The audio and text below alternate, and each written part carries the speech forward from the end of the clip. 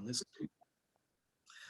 All righty, well, welcome everyone to another edition of 1+1, your place for inconvenient truth teller and mythbuster and myth busting.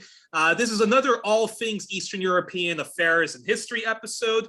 We are rejoined by twice past guest, three-time past guest, Dr. Maria Cernat, a frequent contributor, co-editor, and co-host of On the Barricades. The Barricade is an independent pan-Eastern European news outlets that offers critical left-wing perspective on Eastern European international affairs. It's published in English, Bulgarian, and Romanian. Maria is a Romanian media critic, academic. She was an associate professor for several years at the University of Bucharest, teaching media ethics and public relations management. And she is currently a lecturer at the Faculty of Communication Science and International Relations at Titu Maiorescu Universit, and she's professor at the National School of Political Science and Administration, both in Bucharest, and she's the author of several academic and journalistic articles concerning critical theory, political communications, media ethics, academic ethics. Wow, lots of ethics and communication science. And also joining us is another contributor to the Barricade and a frequent guest on their English language YouTube show, Małgorzata Figat, and she is a Polish left-leaning journalist, political scientist, and she's a journalist and deputy editor of No. Right now, I'm no longer there, and I am an independent left-wing Polish journalist. So let's stick to that. Okay, perfect. Okay, so you used to be a contributor to Strike.EU. Yes. And you still do articles for Transform Europe Network? Yes, this is still going on. Okay, so Malgorzata, she's a frequent contributor and a guest on the Barricade. Is also associated with Transform Europe Network.net. And yes, and we're going to be talking about feminism feminism in Eastern European affairs. And let's get to it. So Dr. Cernat and Mrs. Figat, thank you both for joining me today. Thank you for having us. Thank you. It's an honor to have you on. And Malgorzata, since this is your first time on the program, I'd like to turn to you first and ask you what to you is feminism. And after answering that, and before we discuss, the current state of affairs in Poland, what was the patriarchy like in Poland prior to the German invasion that kicked off World War II? Well, you asked me what is feminism for me. So feminism for me is a fight to fight for equal rights for women in every possible field of life.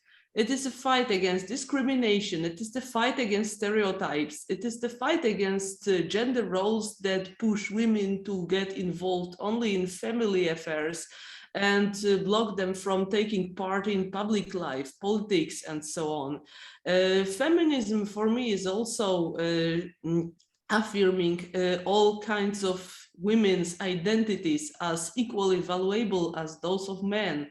So feminism is fighting, not also last but not least, the fight for equal rights on the labor market, for equal participations in everything that a human being can participate in, and for access to full access to education, to medicine, to, well, everything that a modern human being may need. So this is feminism for me. I think it's a simple definition, and yet the one that touches all the fields of human activity.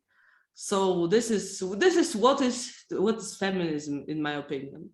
Perfect. And what was the patriarchy like in Poland before the German invasion that kicked off World War II? Okay, so you asked me about the Polish state from 80 years old and more. Now it's more than almost 90 years ago. Okay, so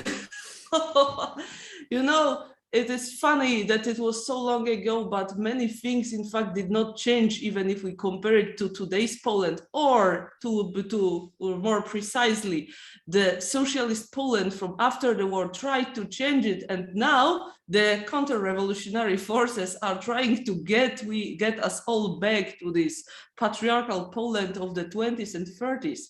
So coming back to your question, Poland was the country that in 1918, Poland regained independence, and Polish women played a vital role in that process. Polish women were involved in all Polish independent movements, from socialist current to national democratic current, so that's more nationalist one.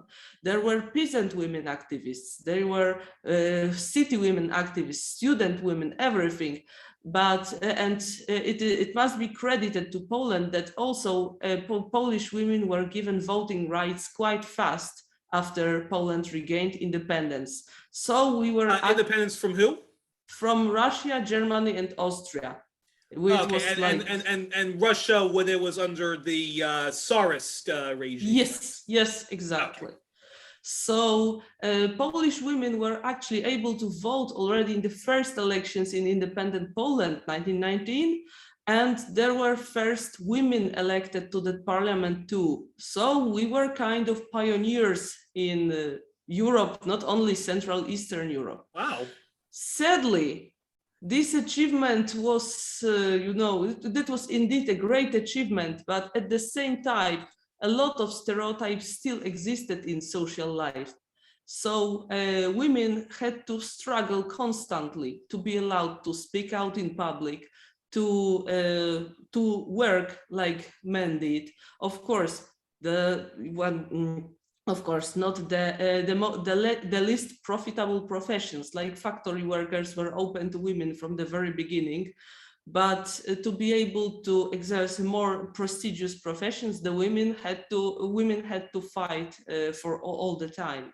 Also, obviously, there was also no right to abortion, and abortion and reproductive rights were actually a subject of quite a loud debate in pre-war Poland, with socialist circles and socialist women organizations popularizing the issue and calling for access to birth control to all women, and the Catholic Church being categorically against any kind of reproductive rights for women. Also, Polish women were allowed to study. That was quite obvious in pre-war Poland. But as I told you, the access to the so-called prestigious métiers, prestigious professions was blocked.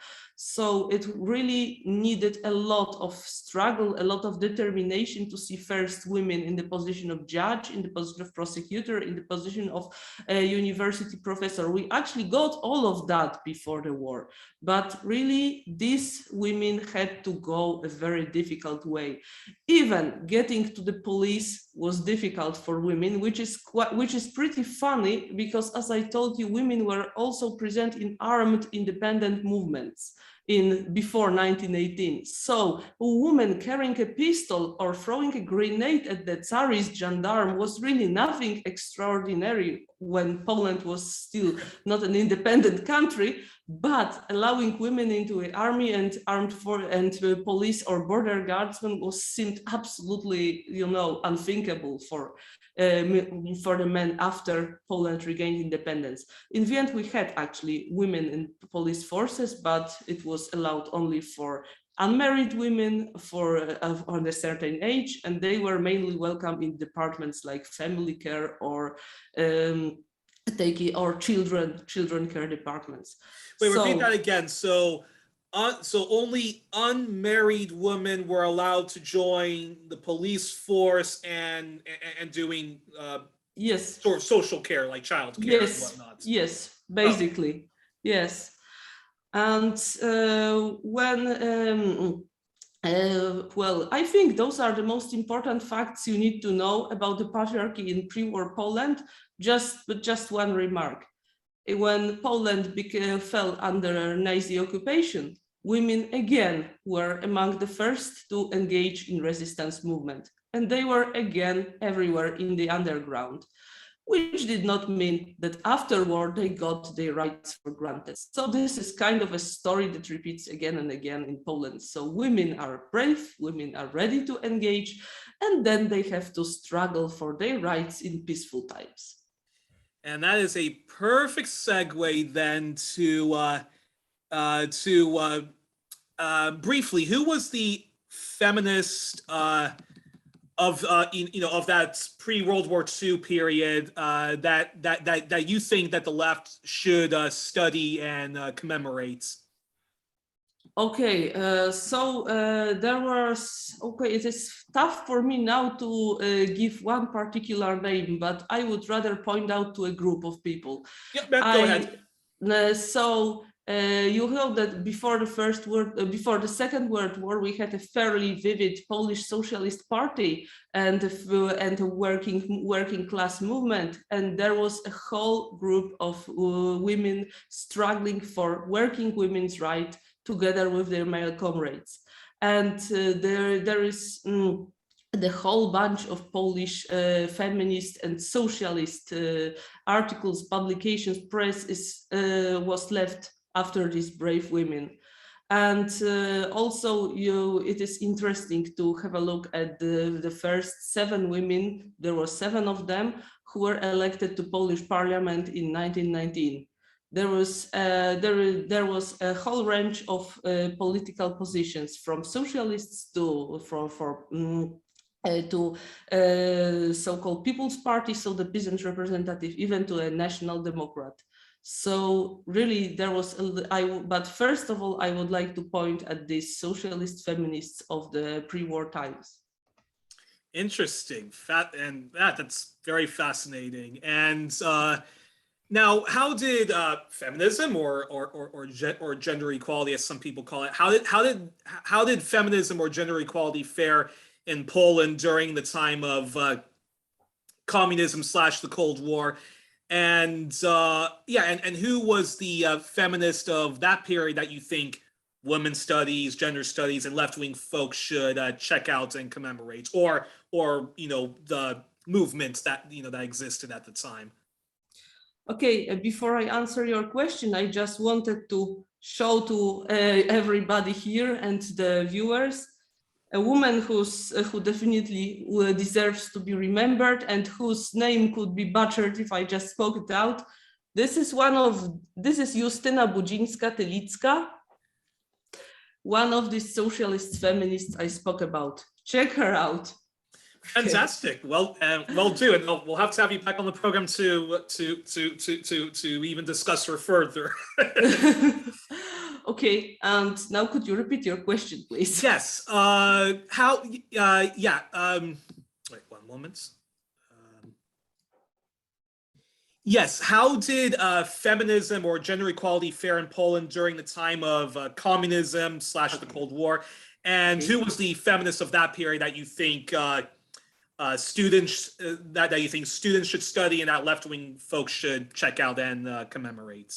Okay, so this is a very interesting question. For after the Second World War and the birth of real socialism in Poland and other countries of Central Eastern Europe, a new particular approach to women question appeared.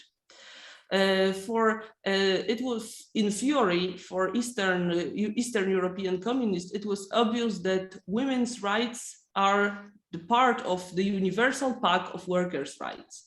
So there are working men, working women, they form together the working class. And so it is obvious that women must be treated equally, must be treated just like working men. So if the working men are to be freed from exploitation, so the same happens to working women. And that was indeed a great progress. So for nobody questioned anymore that women need to work. Nobody questioned that women may need schools for their children, because if the children are left without care, then women would not work. Also, in theory, it was obvious that working women are welcome to be active in political life.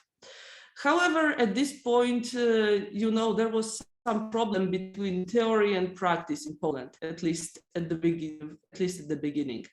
Poland was a Catholic country. Well, Poland is theoretically still a Catholic country, but the after-war Poland was indeed a country where millions of inhabitants were peasants, being under influence of the Catholic Church. The industrialization process and the big transfer of population from villages to cities where they came under the influence of new urban socialist culture was just beginning. So, in fact, even Polish communists of this first decade after the war were not really used to see women in leading positions. And not that they did not know that women can be active in the movement, for them they were active, so communists and socialists, as I said already. But it was quite obvious that leaders of the country, leaders of the party organizations must be men. And even though women took often leading positions in on lower level, they were party organizers, they were also engaged in education and medical care questions, they were also active in rebuilding the country. It did not really give them did not give them access to the top posts. And here again, the question of abortion is quite a good example. In the first years after the war, abortion was not legal in socialist Poland because we kind of copied and pasted the Stalinist legislation that was not really progressive at all. That again considered woman first of all a mother, and did not give free access to terminating pregnancy. It changed only after a decade, when Polish socialists also changed their approach to the question, and abortion was made legal in abortion was theoretically not legal on demand, because there was a provision that woman must prove her difficult social situation. In fact, however, at least for sure during the second half of socialist period, we were just given this abortion. It was enough to declare that, I don't want this child right now, basically the doctors performed it. But again, women had to ask for that. It did not appear straight away in the socialist time. Nevertheless, I think that the socialist period is absolutely crucial for a history of Polish feminist movement. It was basically the only period in Polish history where nobody questioned that women deserve education, that girls must go to school just like their brothers, cousins, and male friends. Nobody really made a problem about women working in industry and sometimes even advancing to important positions there, because while advancing to big posts in politics was difficult, it was less complicated in state-owned factories also. And nobody said that certain professions were not feminine enough. There was even a campaign in the first years of Polish People's Republic, which was called Kobiety na traktory. It would be let women work on tractors. So that was also in Romania. Yes, so we had that. Yes. So today it is mocked often in anti-communist media as an example of very dumb propaganda. But at that time it was not. It was actually a proof that women are able to work everywhere they would like to, and not just take care of their families. Furthermore, it was also the time when Polish state actually took some duties as a family caretaker from women. It was obvious that the state will be building schools and kindergartens, that big factories will offer kindergartens for the women working there. That, wow. Yes. And that the state in the biggest factories had even their own leisure. Yes, and they had also their leisure little hotels in Polish mountains or by the sea, so that workers could go and have a rest like once or two times per year. And it was a system organized by the state.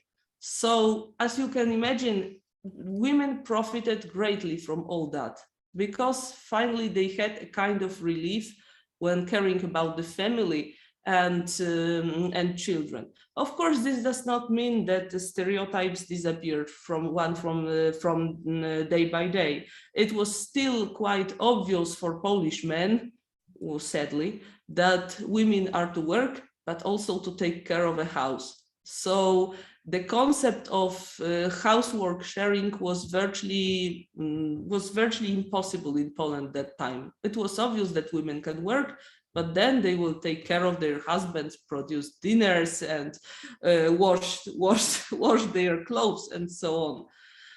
But nevertheless, we were on the right way, and I dare thinking that had socialism lasted for a little bit longer, then we would progress also in that field, because we were progressing. And then the coming back to the right-wing government, the Polish democracy, and the rebirth of Catholic Church, it all basically stopped. Oh, that's a perfect segue to that question. But before we discuss that, when was abortion officially legal in Poland?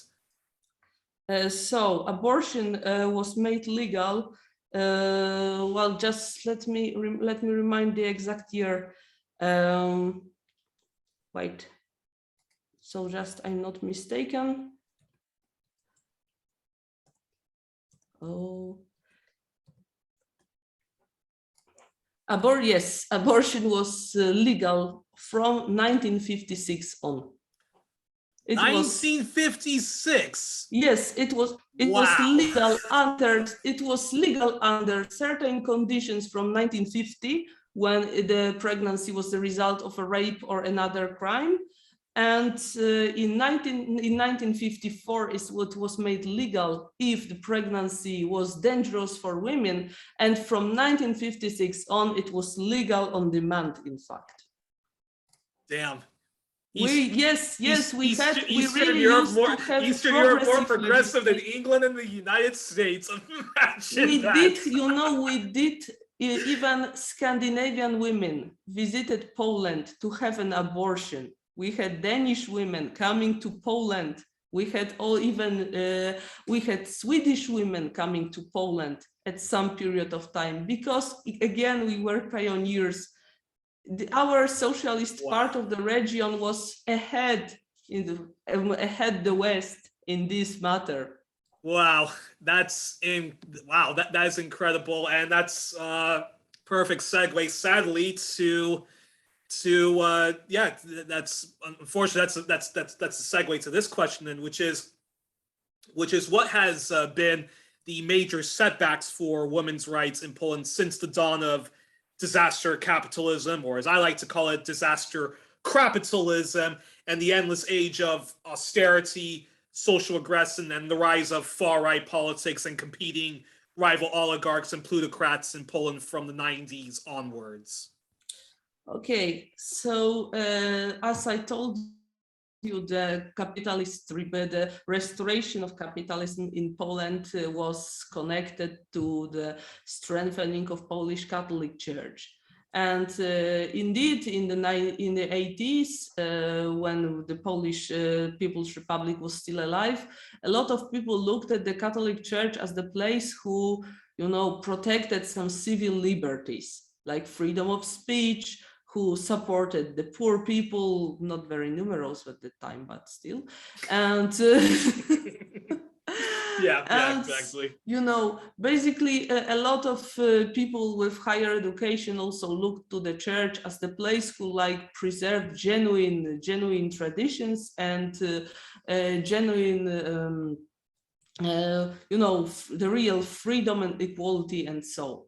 And the church also worked hard to spread among working people, and we need to. I think it is important to make a point that Polish Communist Party never actually fought against Catholicism in the way, like, for example, the Russian communists tried to destroy the Orthodox Church. There was, apart from just a few years period after the war, Polish Catholic Church could always build new churches, could always, make the set up the new Catholic cells in newly established industrial cities, and so on and so on. So it had not a bad starting position in the 90s when the new right-wing governments looked to its support in changing Poland.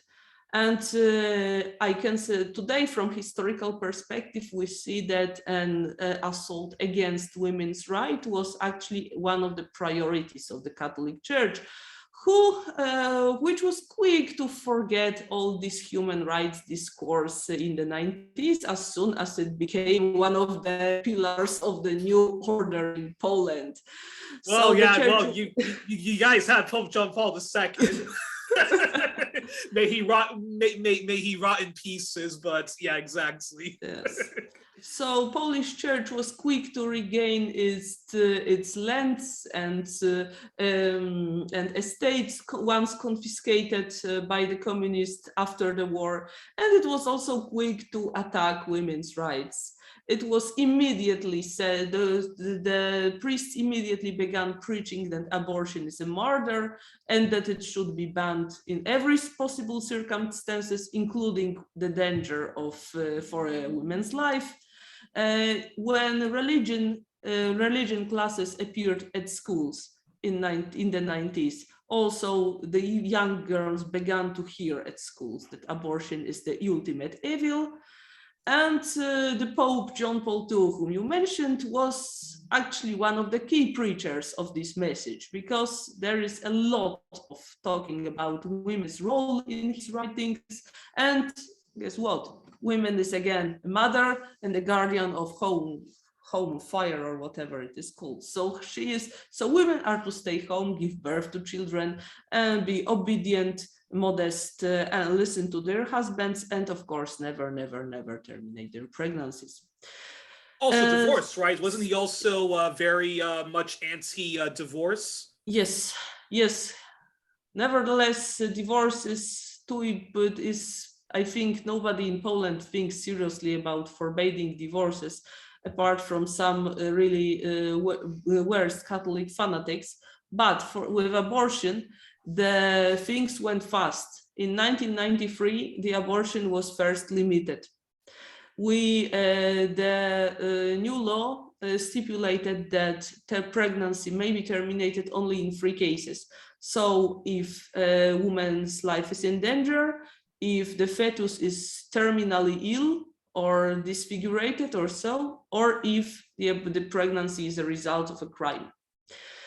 Well, and this was falsely labeled as a compromise, a supposed compromise between women's circles and the church.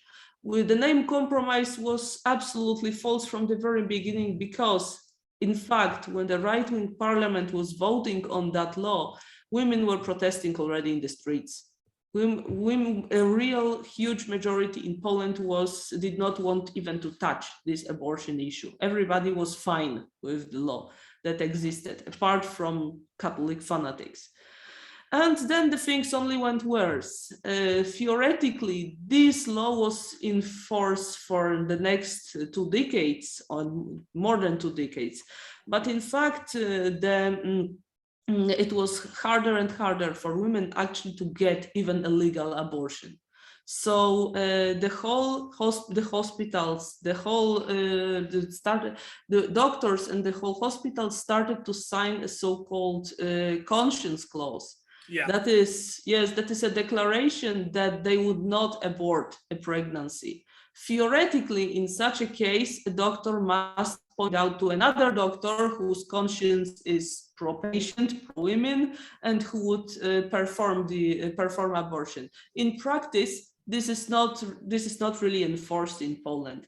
And at one point, we had two voivodeships, so two regions of Poland in the south, when without a single doctor, without a single obstetrician, gynecologist not having signed this conscience clause. So really nightmare for women.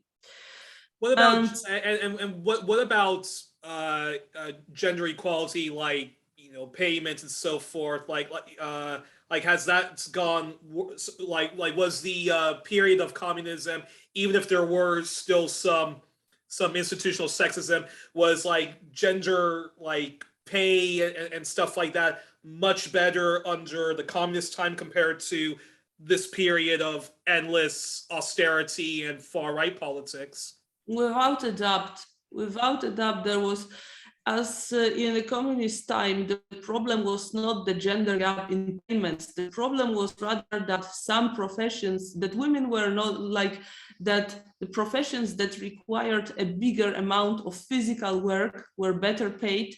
And this led to a situation where these branches of industry where women worked were less paid in general. But that was not really on gender grounds. Like, if a man ended up in a textile factory where mainly women worked, he would get the lower salary as well.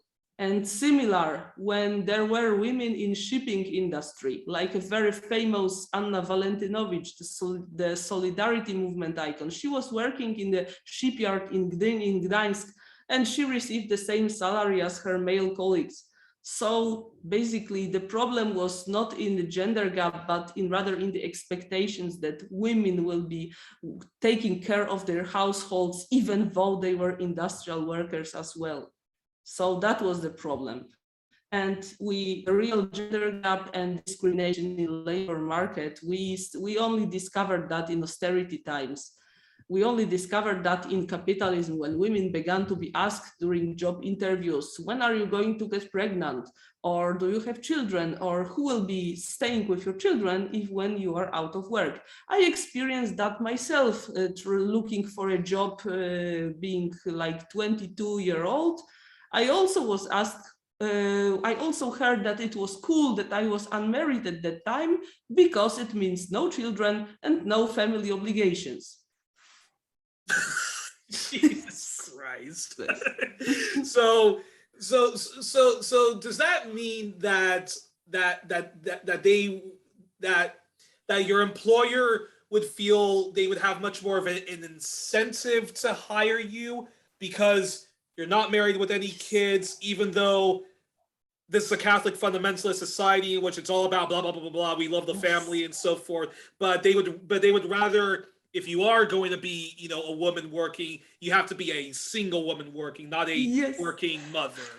Yes, exactly. That was this dualism that on one hand, we had an ultra-conservative discourse saying that women should be, women should stay with their children and give birth to 5 children at least. This is a real example.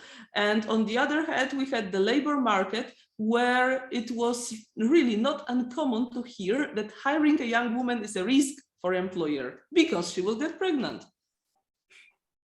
Wow. And then on top of that, because disaster capitalism was brutally exported onto Poland, all of those all of those jobs and all of those gains that women workers had, that's all been scaled back Yes, it was not uncommon in Poland to hear that we are back to the savage capitalism of the 19th century. And this is basically true. Or I would say it was even worse because the 19th century workers were concentrated. They were working in huge factories and it was easier for them to organize. And the workers of Poland even today hear that everybody must just work hard so that he becomes a rich person, and that organizing in your workplace can only complicate your life. Wow, unbelievable. And then just before we get to you, Maria,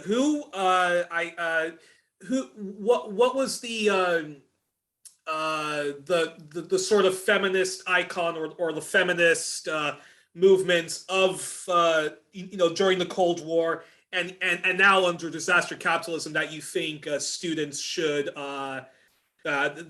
check out, and those of us who are feminists should commemorate, lionize, and study. Okay, it is difficult to say about, it is difficult to point out a feminist because, as I told you, like the working women's rights were considered a part of general working class cause. But nevertheless, I want to show you one woman. This is Michalina Tatarek-Majkowska. This is actually, the only woman who actually ascended to be the leader of Communist Party in one of the Poland regions. A pre-war textile worker in Łódź, a big industrial hub in the very center of Poland. She became the general secretary of the party in her home city. And she did really a lot to improve the working conditions in these branches of industry in which mainly women were employed. She is famous also for having quarreled with Władysław Gomułka, so the leader of Polish Communist Party, about housing plans of the party. The state was to build began to build houses at the time, and Gomułka insisted that housing must be cheap, and so the kitchens and other facilities of that kind should be shared by families and located, like at the end of the corridor.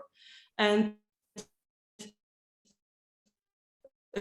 Tatarek-Majkowska, a woman of household horse, she was able to persuade him that it made no sense. Actually, Malgorzata, can you repeat that sentence because there was a problem with my internet? Okay, so when it came to housing projects in the communist Poland, Michalina Tatarek-Majkowska actually fought that the new houses, the new big blocks of flats bought for the working class, actually have kitchens in the flats and not, like one kitchen for many families. She was able to persuade the male leaders of Polish Workers' Party how important was to guarantee this minimum comfort to working families. And I think this is an important part that this woman played for thousands of families who may even not hear her name. And so I don't want her to be forgotten, because now the Institute of National Remembrance in Poland is, like erasing all the communist fighters, communist heroes of the working class from common history, and I think we should not do the same.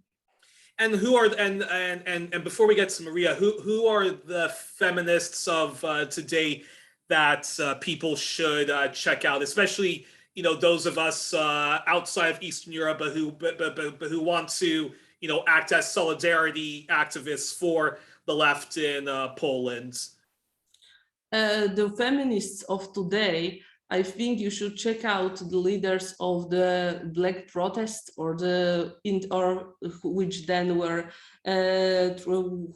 adopted the name of All Poland's Women's Strike.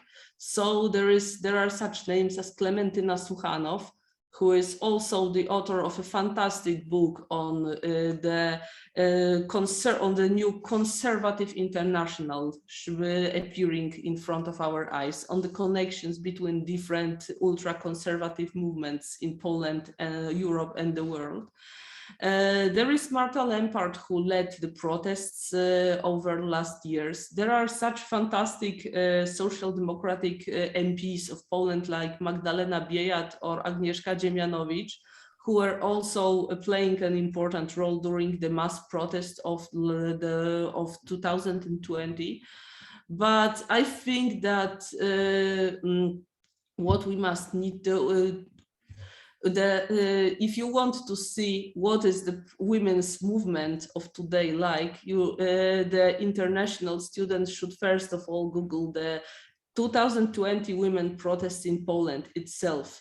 because it was a mass movement which was significant not only because of these women I mentioned, but also because of the millions of anonymous women and even girls who first spoke out for their rights in Catholic Poland. And that was fantastic, because we women were protesting not only in big cities, but also in small villages who sometimes had never seen a protest in their history.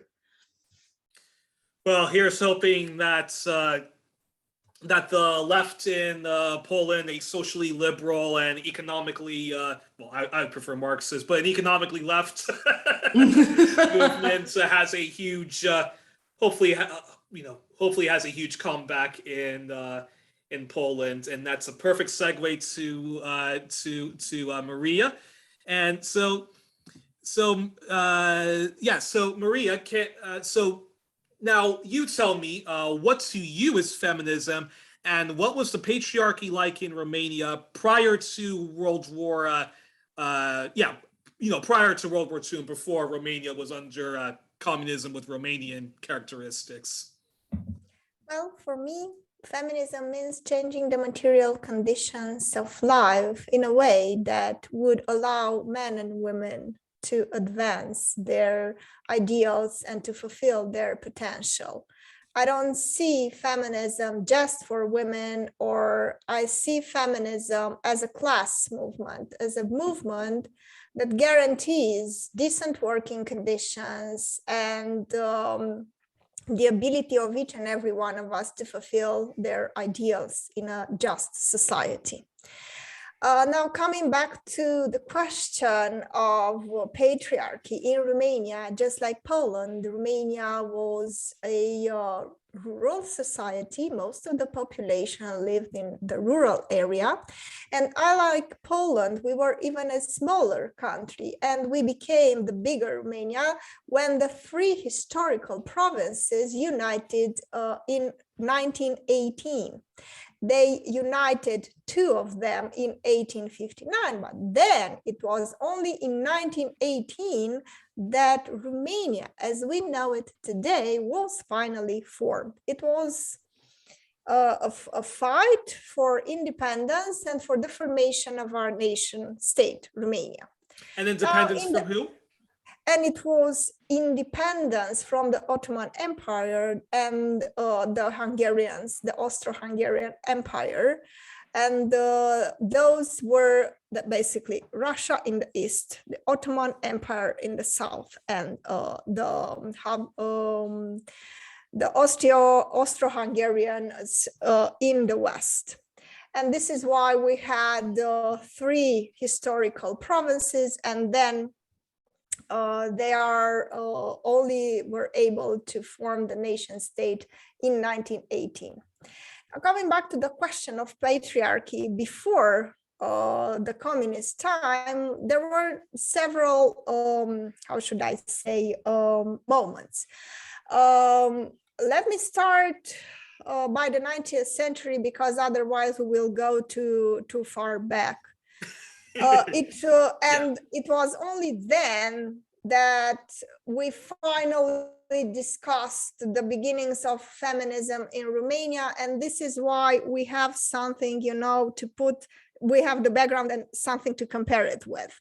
And this is why I would start there, because otherwise we will just lecture about history for hours, with not very much to say, because it was a feudal society where women didn't have the right to own property, didn't have the right to go to school, to educate themselves, even the ones coming from the privileged families.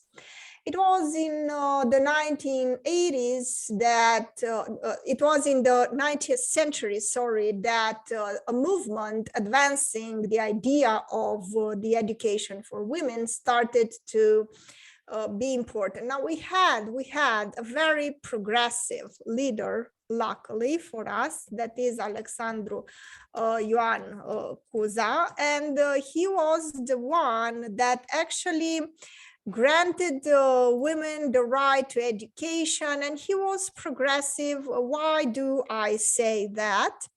He ruled in the middle of the 19th century, and finally, unfortunately, he was toppled from power by Romanian feudal elites. And why do I say that unfortunately he was toppled from power? Because he was the one to advance some very progressive ideas for a very backward Romanian society. And that education for women was one of them, but he was the one that confiscated the lands of the monasteries, and that hurt them a lot. And they still hate him for that. I can imagine. And then what he did was to ban slavery, because most of the Orthodox monasteries in Romania had Roma slaves. This is a thing that they do not want to be remembered of, but this is actually how things were. And he was the one to advance these progressive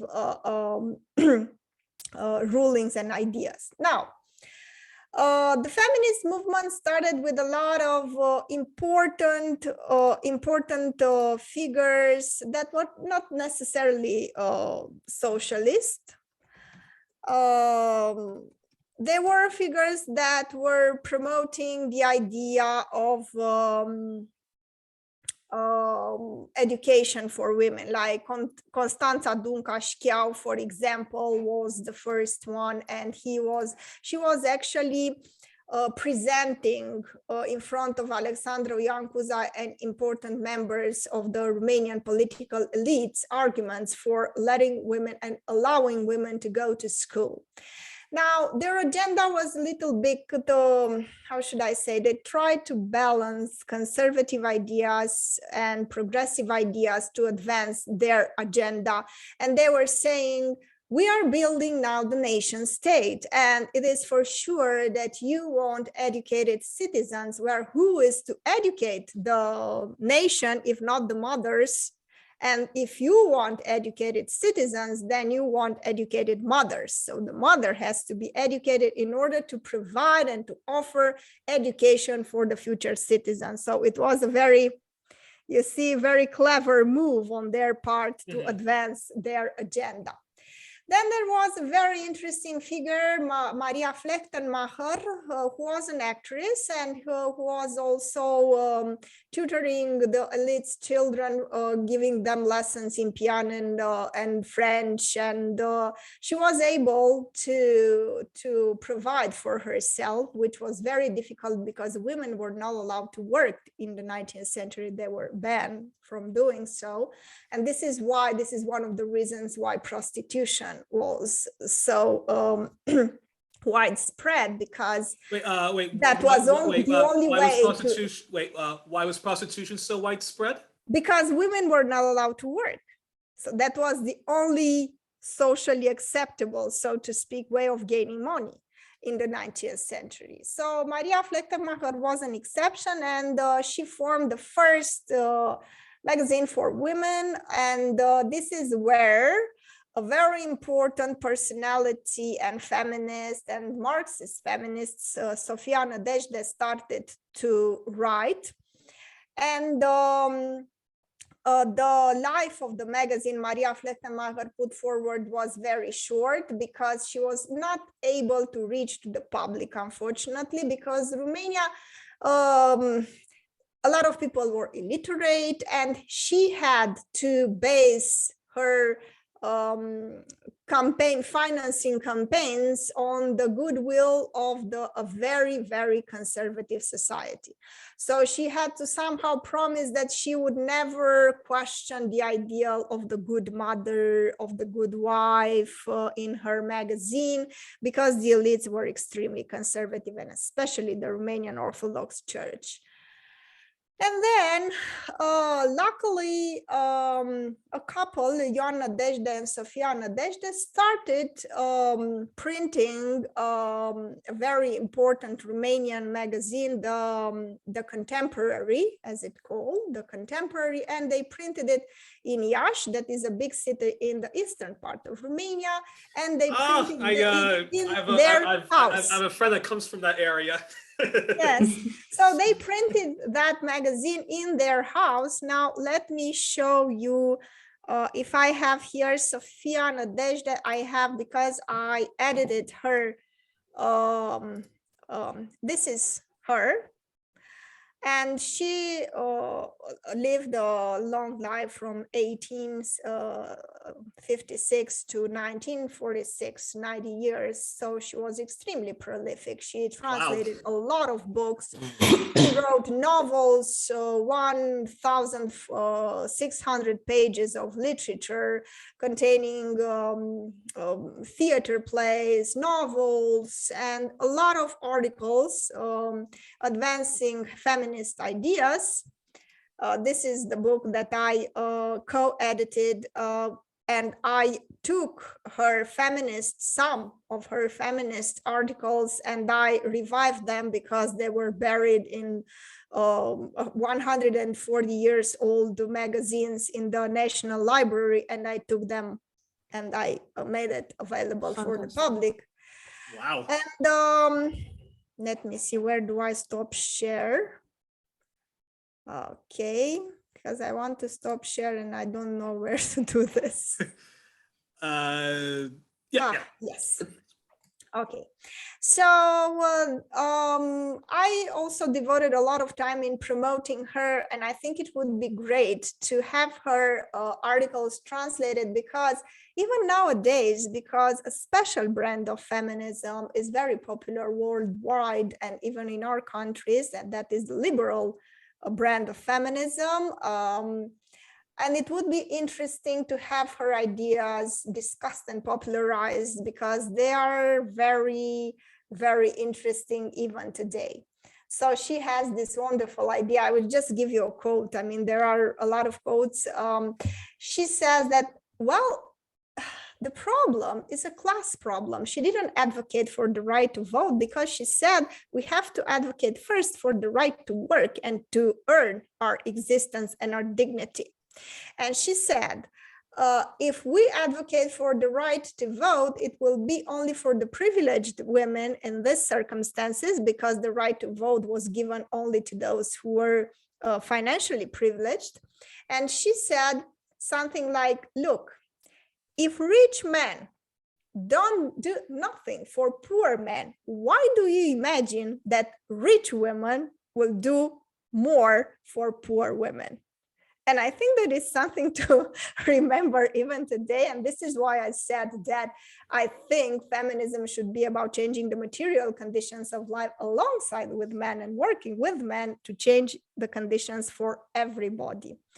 Now, then a lot of other important writers like Cela Sergi, I just, I haven't prepared a list of all of them, but there were a lot of important writers.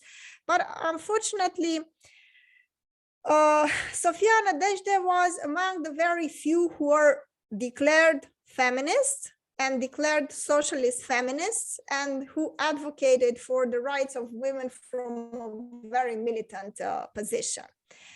They finally, they received some concessions with regards to the right to work, to education. They received it from the 19th century, but the right to vote was finally given to everybody, regardless of their status, their financial situation, age, or above 18 years old, only in 1945. They were given some concessions earlier, but that very inclusive perspective on the right to vote was finally adopted in 1945, even though some concessions were given. So that's end of World War II, and then the introduction, yes, and then the communist era.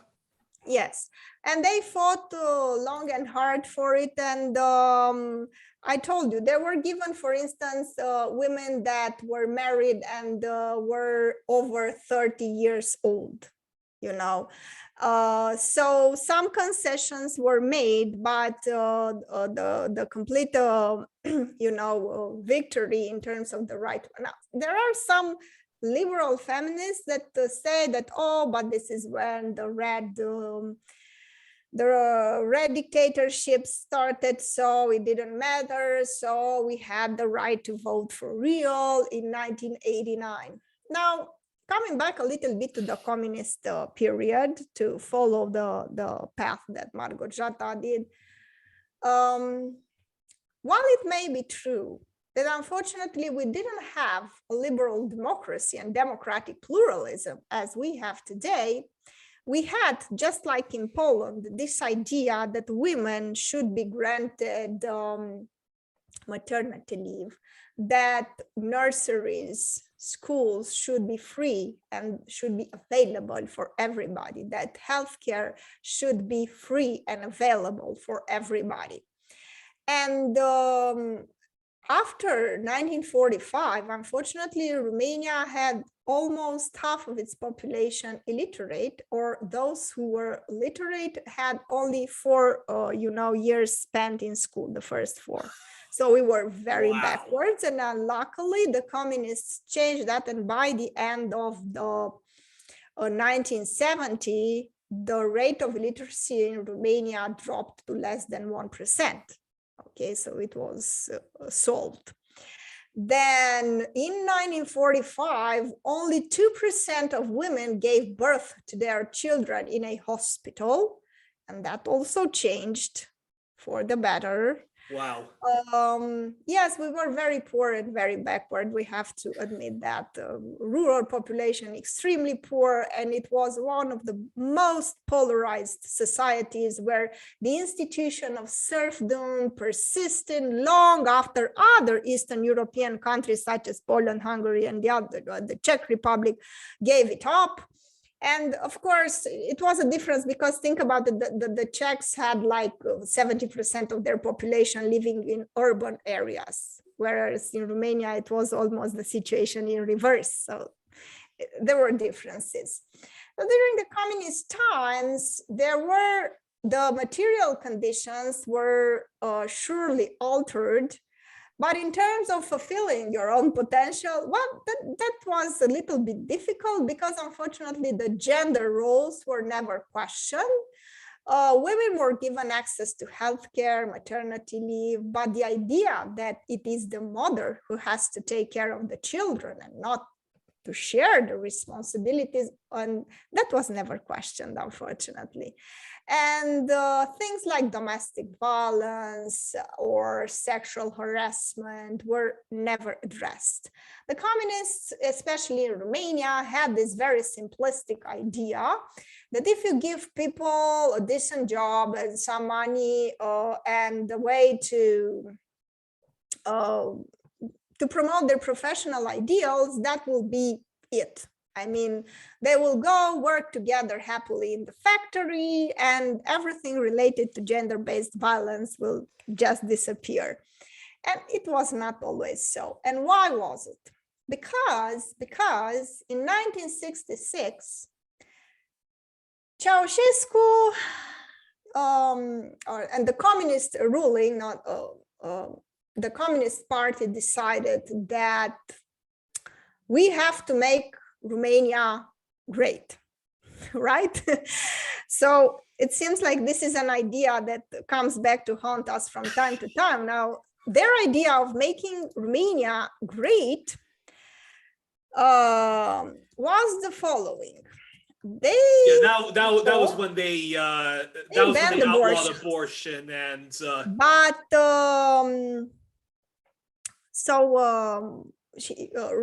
Ceausescu came to power in 1967, just 1 year after, and he stayed in power until 1989. And it was horrendous because it was not like now in Poland where women can still move around, they can still get pills or whatever. We were in a prison.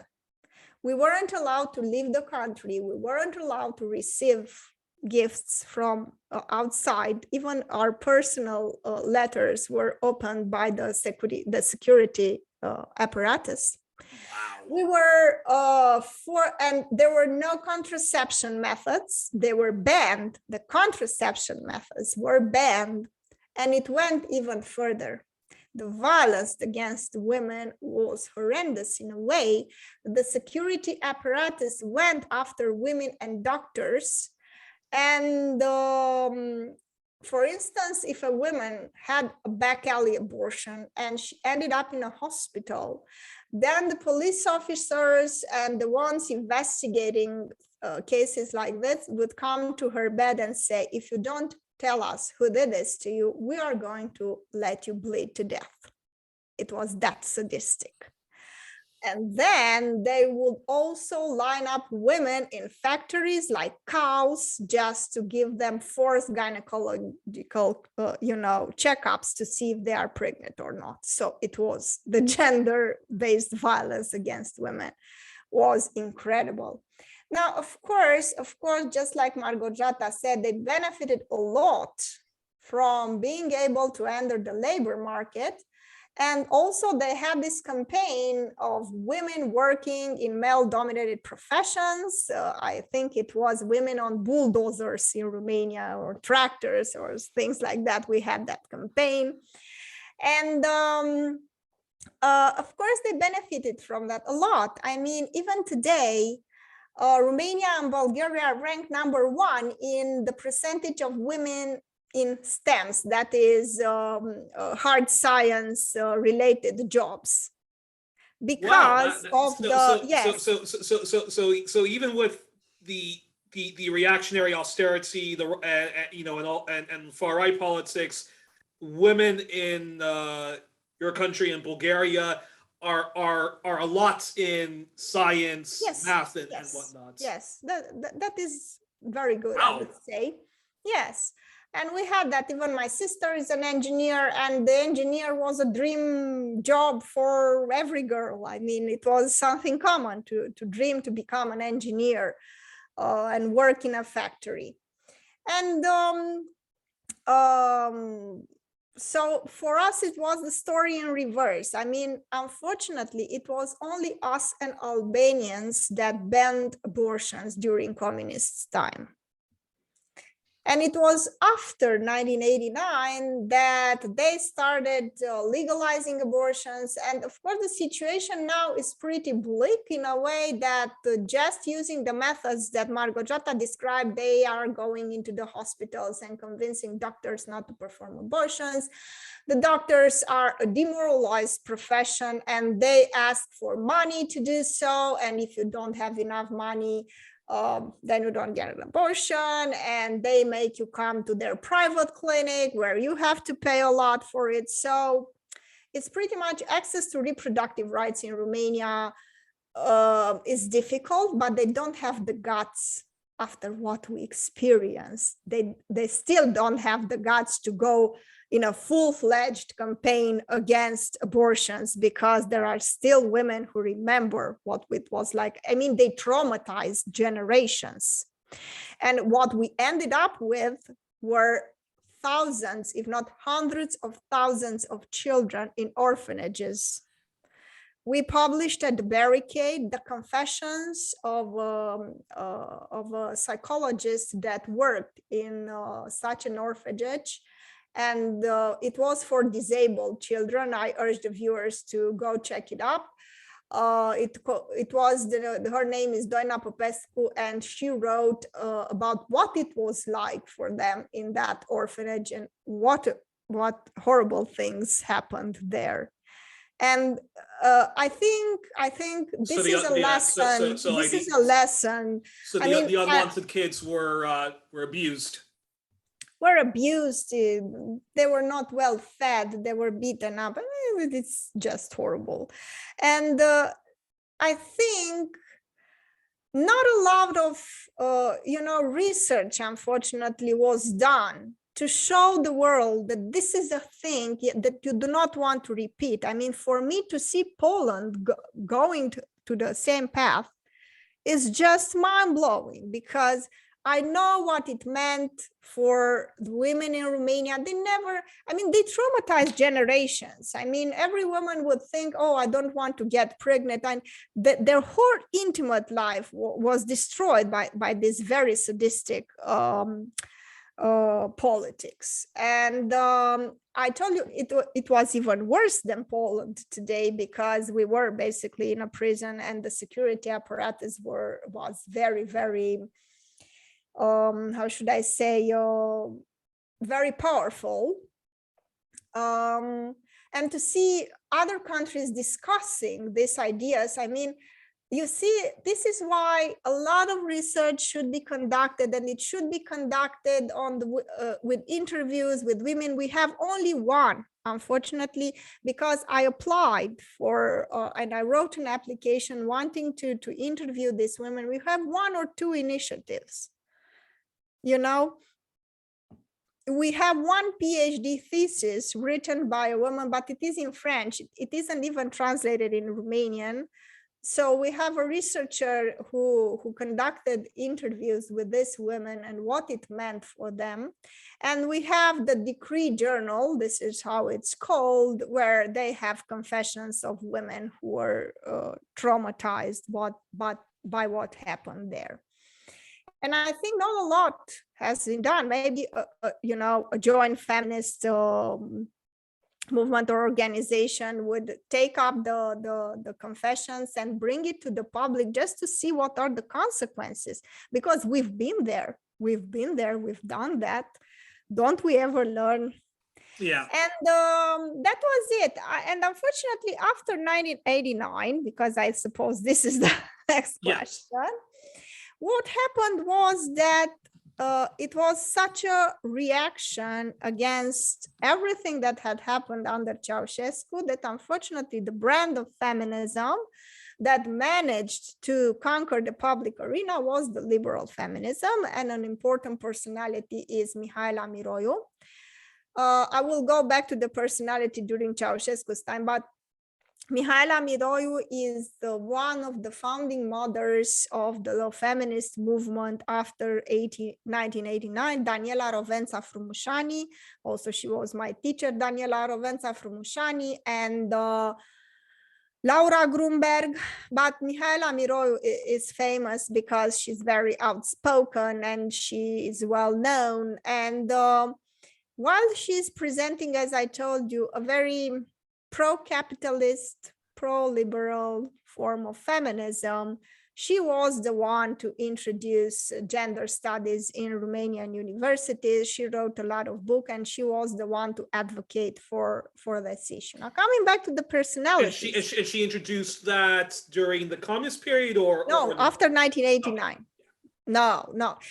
This is also a problem because our leaders, I think, were a little bit more stupid than the other, you know, the neighboring countries. This is my feeling when I discuss to Malgorzata and other people. I feel that ours were a little bit more, how should I say, interesting, you know. Your words, not mine. Yeah, in a way that they thought, and I think we were unique in that. They thought that feminism is bourgeois and it should be banned. And they closed down, I kid you not, this is a historical fact. They closed down sociology faculty, psychology, anthropology, because they were also bourgeois. So in 1975, those departments in all Romanian academic institutions were shut down because we were supposed by the communists.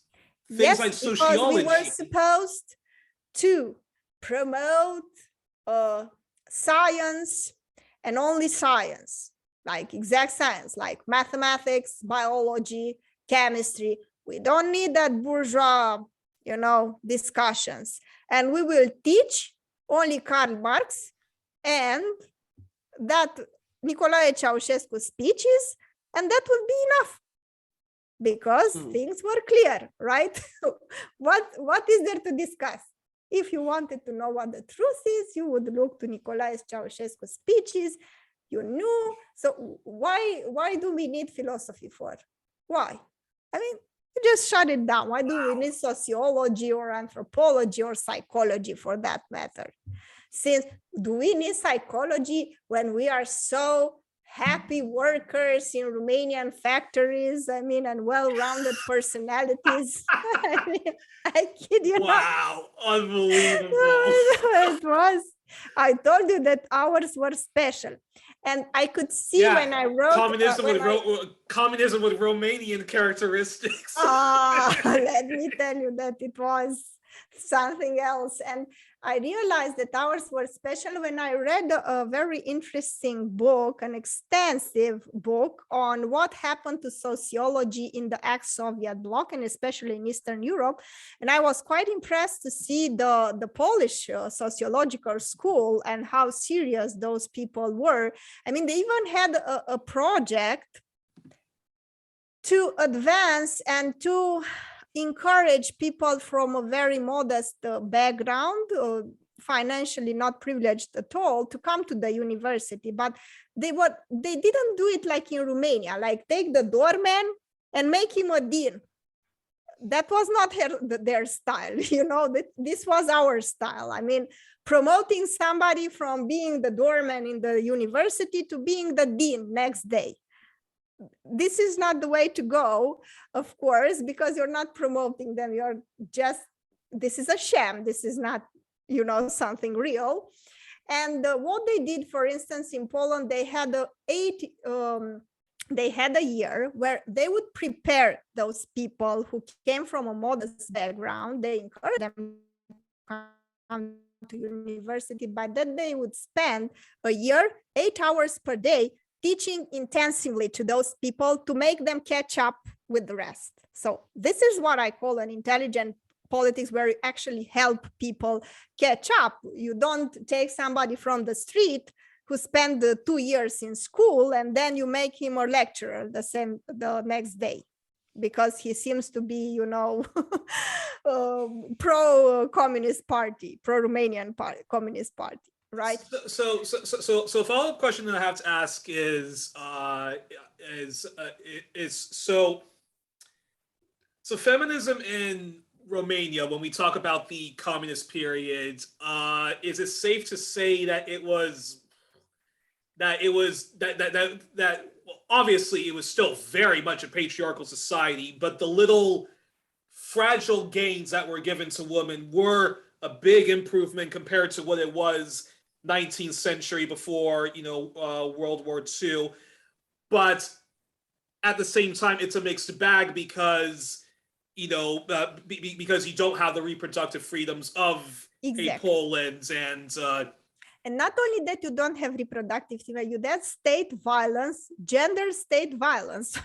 was never addressed. Sadistic authorities going after women. This is something very bizarre and strange. And of course, the gains, that does not erase the advantages that women had in terms of access to education, access to daycare, childcare, nurseries, all the rest, and paid, you know, maternity leave. We even have that now, and the possibility to go somewhere in the mountains or at the Black Sea, you know, in a resort for 2 weeks with the family and all that. That was quite okay for Romanian women, but unfortunately, we had this other side of the coin. Now, coming back, which is things like office place, like office place, sexual harassment, and domestic violence. That was never addressed. No.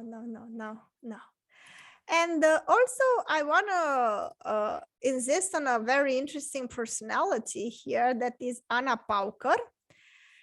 Now, Ana Pauker was vice prime minister and Ministry of External Affairs. And she was one of the most important political personalities in Romania. Unfortunately, she was toppled from power. She was accused in 1952 of conspiring against the party, and along with 2 other guys, this Vasile Luca and Teohari Georgescu, were removed from power. And she was Just also like featured on the cover progressive of guy from Time the 19th magazine. century. What? Just like the progressive guy from the 19th century, he stepped on the wrong toes and then later got overthrown. Yes, Alexandru Ioancuza, yes. So she was featured on the cover of Time magazine. Here you see her, that it is not a very positive depiction of her. And unfortunately, the very patriarchal and misogynistic society and also the anti-Semitic perspectives led to her being toppled from power. And a very strange silence, even today, accompanies her name. Not a lot of researchers, it was only one theater play that I saw that was done, that was not, bashing her and trying to say that, oh, that awful witch women, that to have this type of perspective that is very predictable in a way, and to have a more balanced and a more insightful perspective on her achievements. And in this in this age of Poland of further social regression and the rise of far-right politics and competing rival oligarchic libertarian parties, who are the feminists or feminist organizations that you think students should check out and left-wingers should check out and try to link up with? I think Ionela Băluță is one of the names that comes to my mind, and I'm sorry if I'm not remembering everybody, but I think of her. I think of Iulia Hajdeu. She's also a close friend, an anthropologist, and a very refined feminist, producing very balanced and interesting perspectives on feminism. And who else? Oana Băluță is Ionela Băluță and Oana Băluță. They are not related, but they have their second name is the same. Who else? As organizations, I would say Feminism Romania. And there are a lot of very important activists there that are advancing the women's movement agenda. Laura Grunberg, as I told you, also an important feminist, and I hope I'm not forgetting important feminists. As I told you, the only thing is that most of them, except maybe Iulia Hajdeu, most of them are liberal feminists. All right, and well, I'm gonna let you now take a breather, Maria, and then my second to last question is the whole identity politics versus the class struggle debate. Now, before I get to you, Maria, I want Malgorzata, what's your thoughts on that whole debate? I've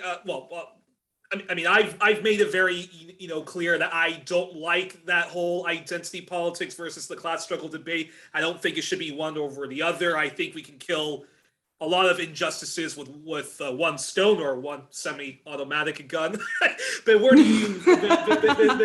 you stand on the whole identity politics versus the class struggle, and how do you go about how do you go about it? How would you go about it when you're speaking with a comrade who might be class reductionist, or someone who might be a little too identity reductionist?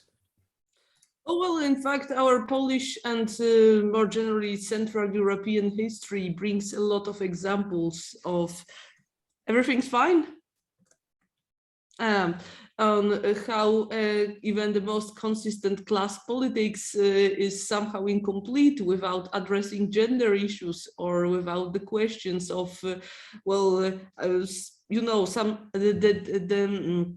the differences between people that do not stem directly out of class politics. I think that what Maria said about the situation of women in Romania who profited a lot from working class policies, but at the same time were brutally humiliated by their own state, is a good example on how we can't miss out, the questions of class equality and gender equality if we really want to build a just society. And also, I would like to say that Polish youth that is getting mobilized in the left-wing organizations is understanding this surprisingly well. For we see now a new mobilization of young people in Poland, people aged 18, 20, or even a little bit less, who usually get involved first by taking part in pride marches in Poland, some, gender equality events, LGBT events, but then they learn fast a lot. Quite fast. Equal access to housing they learn also quite a big fast. issue. What? They open up to social issues like housing, like working people's rights. It is quite a natural process, because if you are a young person today in Poland, and if you happen to be a member of LGBT community, you quickly discover how oppressed you are in every possible field. You meet at the same time the Catholic conservatism that we talked about and the neoliberal free market. So I'm happy to say that for many young people in Poland now, it is logical to unite them, to merge the two approaches and not to just stick to identity politics. For I think that if we stick only to questions like LGBT emancipation or women emancipation in liberal feminists, like liberal feminists understand that, or I don't know, nationality rights, national minorities rights, the only thing we will achieve is that everybody will be trying to affirm his or her own personal identity and not searching for connections with others. I think that the essential thing we need to understand is that questions are solved and issues are resolved in a mass struggle, and you can't really solve your big existential problems if you are alone. So we need to look for things that unite us and not just to split the society in small identity groups who will stand out to be noticed, affirmed, and so. Especially that we know now that capitalism is very good on assimilating, for example, LGBT struggles, that big corporations have no problems to wave rainbow flags if necessary. And yes, my friends in the Communist Party of Canada, they say queer liberation, no to rainbow capitalism. Wow! Yes, I love it. Yes.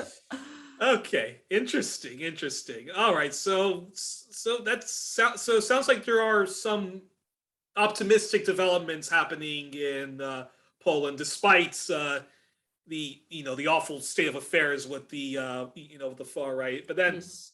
The young generation is our hope, the generation younger than me. For when I was starting my political activities at the age of 16, there was no socialist organization around, and it was really difficult to get involved in anything that was right-wing.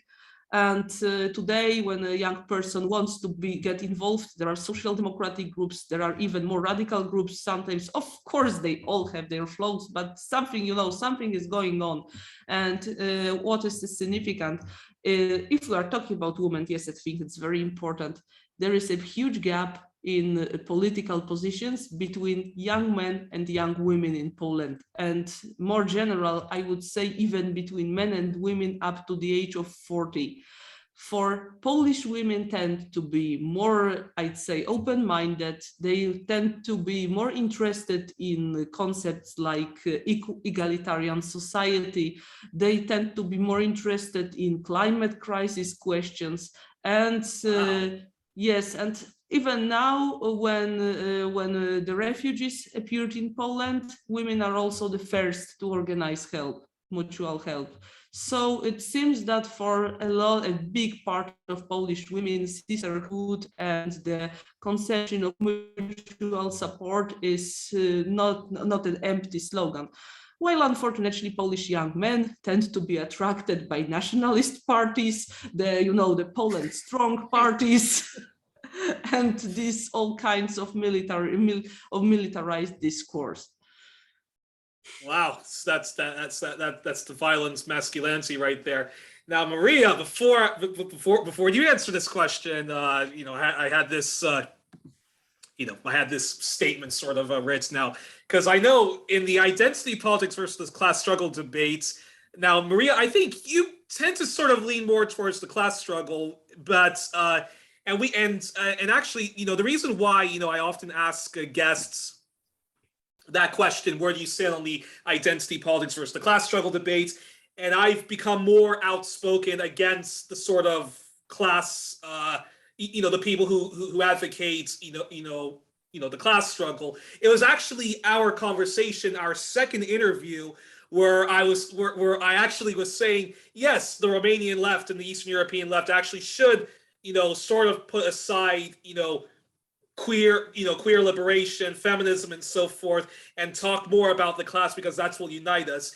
And when I was rewatching, that interview, I realized, holy shit, I'm actually throwing, I'm actually throwing feminists, and I'm actually throwing, the queer community under the bus. So reevaluating that. So reevaluating that, I've changed, sort of my position, which is why, sometimes when I talk to you, you and Boyan or other people, I say, why can't we chew gum and walk at the same, time? And so because, I'm all for workers' rights. For so many reasons. Let me explain. Yeah. The only writer that, in my opinion, gave a thorough and profound and complex explanation to this is Albena Asmanova, a professor at Kent University, that I think it was in 2016, that he wrote an article on this particular issues, how women won the emancipation battle that lost the liberation battle.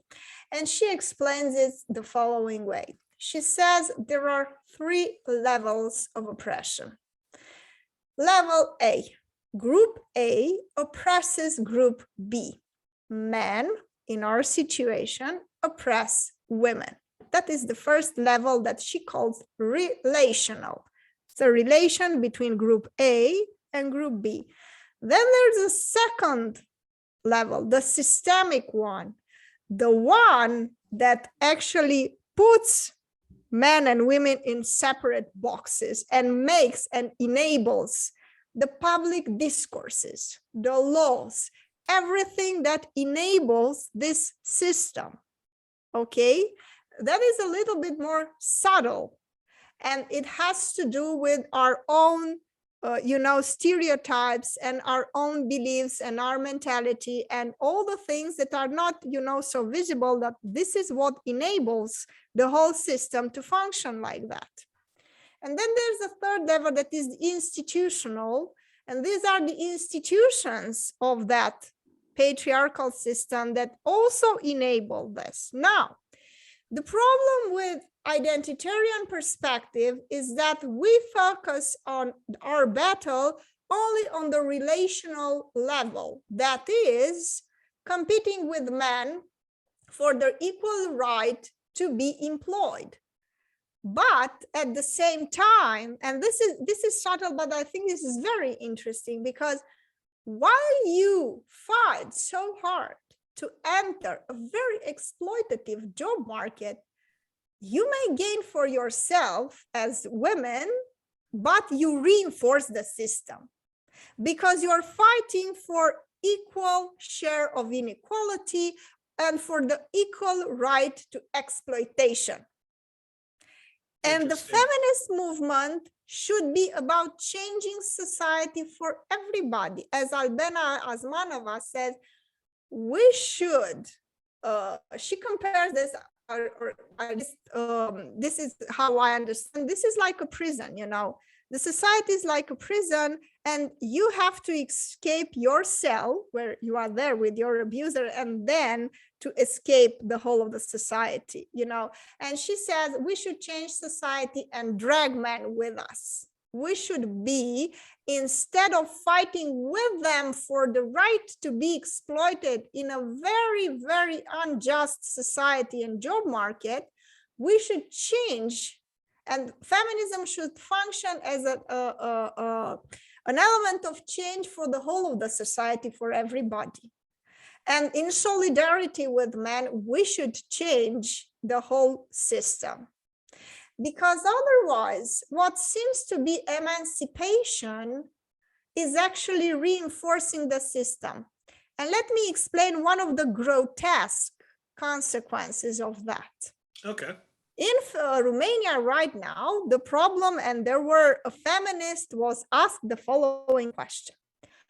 Well, you see, women are escaping Ukraine with their children, and it is men who stay there to fight. Therefore, men are more valuable than women. Now, instead of saying, look, it is our society, our insane society, that values more the one who takes a life by shooting somebody, right? And not the one who gives birth and who actually, you know, provides and actually gives birth for next generation and to a child. So you actually value more the killer, the potential killer, and not the mother. This is the problem of our society. You know, and this is a problem in our head. Now, what did the liberal feminists said? It is the problem of the army that they are not hiring enough women to do the killing themselves. Yeah. Actually, Ukrainian army is hiring a lot of women. There is like 17% of professional soldiers in Ukraine are like women. So, well, Ukraine is on the right way. Yes. Killers. Gender equality. Another grotesque. Stepan Bandera, a fucking Nazi war criminal. So that's you see how twisted this form of feminism and of understanding of emancipation is. It is like you're advocating for a quota in the mafia organizations, right? A gender quota in the mafia organizations. So there is actually, well, funny that you mentioned that in Napoli, the Camorra, a lot of women are actually the ones who are bosses now, since the men are too often killing one another and in jail. But that's yeah. So you see, what a way to go, isn't it? So this is why Albena Asmanova is speaking on how we actually lost the battle for liberation, because liberation would have meant changing the whole society. And as Gail Dines says, we don't want half of the pie. We want to throw the pie in your face because it's poisonous, right? We don't want half of this poisonous pie. We want to change everything, right? We want to be radicals, and we want to change the whole society and the whole material conditions and cultural and psychological, whatever, for everybody to fulfill their potential and to have dignity in their lives. Because otherwise, as I told you, you are fighting for equal shares of inequality and the right to be exploited alongside, and the right to rule the world, an unjust world. And now we have women at managers of the weapon manufacturing companies. Yay, what a progress, right? So this is my take on it. And I love what Harriet Fraud has to say, because she is one of the founding mothers of the women's liberation movement. And I had her invited to one of our shows, and I had discussions with her about the role of the CIA in dismantling the socialist feminism in the United States. And she said, we were so naive when Gloria Steinem came with Miss Magazine, and we had an advertising-free magazine, and we thought, wow, this is great, but who's paying for it? And it was a way, a very clever way of the political elites in the United States using the arms of the secret services and the security apparatus to shape the feminism into a brand of feminism that was in their advantage, that was promoting their agenda, and to say that the problem are the men. And the only problem are the men. And you know how it went, because it went from bad to worse, that at feminist meetings, you weren't allowed to take your husband. Okay, I understand, because plenty of women were brutalized by men, so they had, but then it was not enough. You had to give up your heterosexual relation in order to be the pure feminist. And from a movement that advocated from changing the material conditions for everybody, it transformed itself into a contest of defining the purest feminist. Okay, and this is a problem still today. It was in 1976 that Joe Freeman wrote that wonderful, it was called The Dark Side of Sisterhood, and you should read it because it explains step by step how in the feminist organization, the smearing campaigns were organized right from that point, and how difficult it was to advance a solidarity agenda under these circumstances where you had such a toxic environment. Well, I would only counter that with I would only counter that with two things. I think, number one, wait, what was I going to say? I think number one, yes, there are stupid fringe feminists. I think we can agree on that. But the sort of hyper focus on that is used to sort of smear and discredit the entire movement, when much of the movement, I'm not a liberal feminist. I'm definitely like you and Malgorzata. I'm very much, a socialist / Marxist feminist, and of course, being a Pan-Africanist and being a post-colonialist and being in favor of indigenous liberation and so forth, in which they do, in which they emphasize a lot feminism, matriarchy, and so forth like that. So I definitely don't disagree with you and Malgorzata on that. I think the problem is that so much there's always so much focus on the stupid fringe, ultra politically incorrect, politically correct feminists, that it discredits the entire movement. When much of the movement is just going back to both of your definitions, it's just a simple, hey, we want equality. We want equality between the genders, and justice for centuries of being discriminated against, so and so forth. And it's and there's a book I have to recommend to Barricade audiences, 1+1 audiences, and to everyone and anyone, and that's actually, let me get the title really quickly. Yeah. So meanwhile. Yeah, and that's this book by Susan Faludi, and it's called Backlash: The Undeclared War Against American Women. This is a very interesting book, which I recommend everybody, especially women who take feminism for granted, and there are a lot of women who take feminism for granted across Europe, North America, and whatnot. But yeah, this book is basically about how every time there's been fragile gains made for women, feminism and whatnot, she focuses on the United States. There's always been a vile backlash, a very reactionary backlash. It's kind of like it's always one step forwards, three step backwards. And some of the chapters when she talks about the unions not standing up for women, the unions not standing up for women who face sexual harassment in the office place, whether it's a blue collar job or a white collar job. That to me, reaffirms the position I have, which is, hey, I'm all about ending institutional classism. I think it is a number one issue. I think it is a top priority. I think it is something that can unite all of the marginalized groups. So smashing capitalism, and replacing it, with, social, all that stuff. But the problem is that even though there's been, even with all of those gains that have been made for mostly male workers, there still was that institutional sexism. The United States, for example, even though FDR had like the New Deal, Black people, Indigenous people, and the Mexican, and brown, Latinos were excluded from that. And I believe his wife, reading Margaret Kimberly's fantastic book, Prejudicial, about all the different ways the U.S. presidents were, racist towards Black people and dog whistled.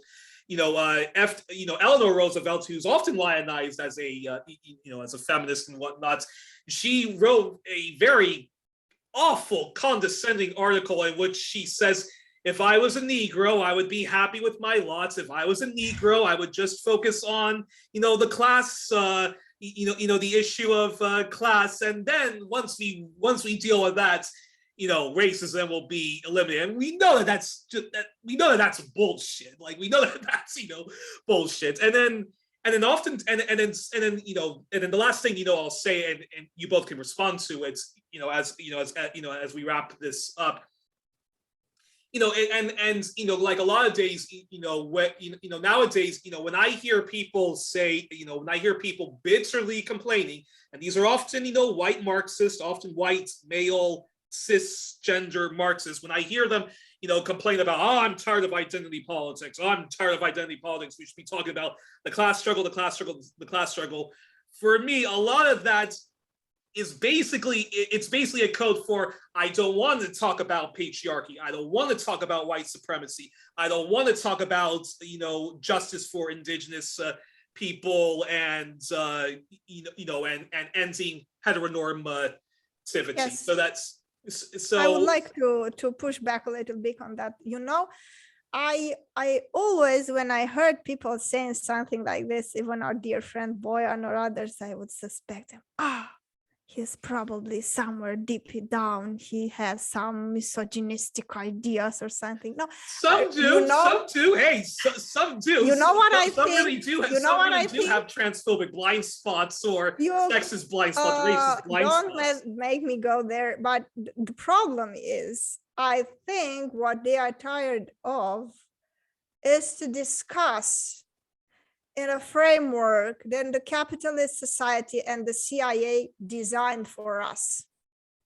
Because they designed this competition, they designed this very siloed perspective on oppression. They designed this oppression Olympics and throwing money, oh, we have some money for domestic violence. Come here and compete, you feminists. So I will throw away some change.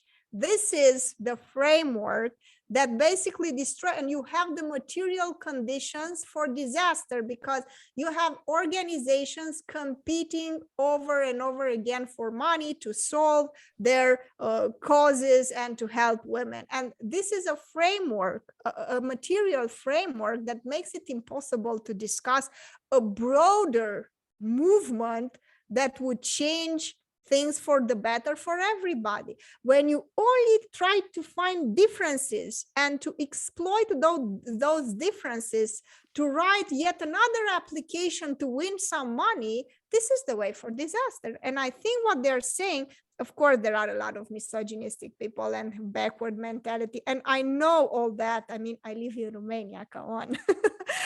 So you should understand that I know all that. But I think when these guys are telling you this, you have to understand also this dimension that they are tired of discussing it in this very competitive and very, how should I say, oppositional and toxic, way, in a framework that was designed by Nixon, who in 1971 opposed a law that would grant American women maternity leave and free daycare because he said that he didn't want the American women to be like the Soviet. So it's like a Soviet women.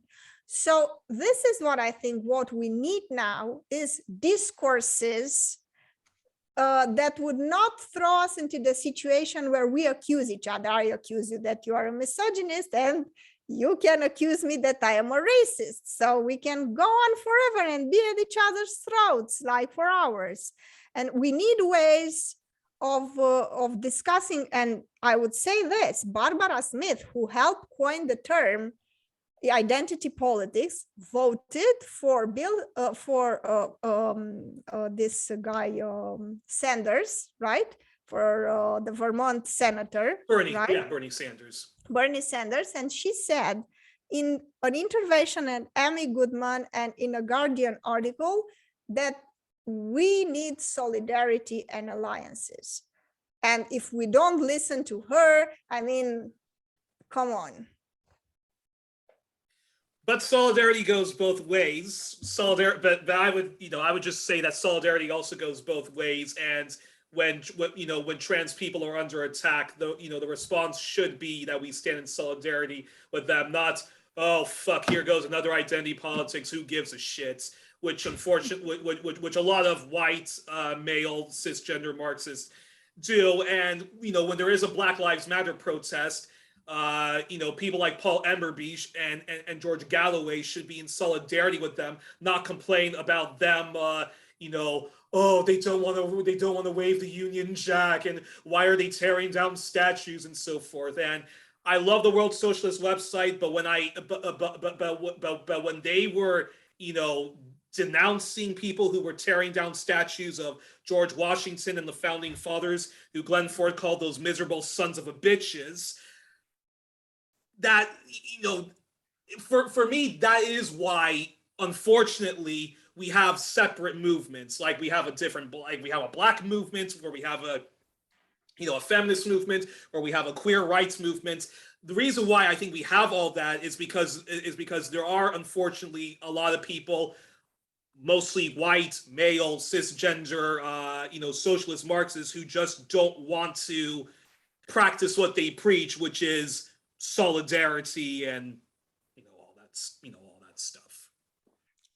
But you want to say something? Yes, of course, but there has to be a point where you have to understand that there are elites profiting for us being so divided and at each other's throats, and we have to see our pragmatic interest. And it was also Harriet Fraud who spoke when they wanted to organize something with the Black Panthers, for instance. They were so mistreated and called white bitch, all those names, and then they found out that those guys were actually CIA agents whose job was to do exactly that. And knowing that, we have to understand that there is a point where we have to find ways to discuss our particular oppression without transforming it into a competition and into a weapon, I would say. Yeah, interesting. Well, I think that's a pretty good place to end, unless Malgorzata has any final comments to make on this, or because I was ready. Well, and my final comment would be that we women have that's my Polish experience, but I think it is not only a Polish one. We have the fantastic capacity to organize in informal groups. We are able to organize networks of support. We are able to solve our problems outside of official hierarchies and official structures. I'll give you an example of what happens now in Poland when women realize that abortion ban will stay with us at least for some time. Perhaps there are no more street protests in Poland, but it is easier than ever now in Poland to get abortion pills. It is easier than ever to find a group on Facebook and to ask other women to help you. It is easier than ever also to travel to Czechia or Germany if you want an abortion which was denied to you in Poland. So once again, we Poland we women organize our resistance movement.